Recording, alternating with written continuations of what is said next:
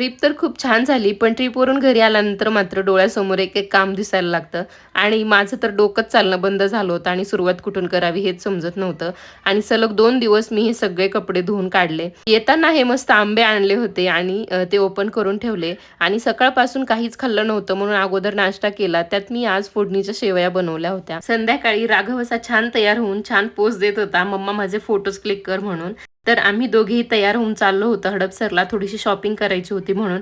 मला नाही तर माझ्या मम्मीला साड्याची खरेदी करायची होती, ती केली. त्यानंतर आजी-बाबा सोबत म्हटल्यावर राघवची खूप मज्जाच असते. राघवला इडली खायची होती म्हणून अगोदर ती घेतली. सर्वांनी खाल्लं आणि परत घरी आलो. खूप लेट झाला होता यायला, कारण जाण्यासाठीच उशीर झाला होता म्हणून यायलाही लेट झालं. आणि आल्यानंतर हे असं रोजच चालतं आमचं. म्हणजे जवळ बसल्यानंतर ते मला अजिबात एकटं बसू देत नाहीत. कारण हे असं कामाला लावायचं असतं, मालिश कर, हे कर, ते कर. पण असो, माझ्या ह्या गोड नवऱ्याची मालिश केली आणि असा संपला आजचा दिवस. भेटूयात पुढच्या मिनी व्लॉगमध्ये. तोपर्यंत बाय.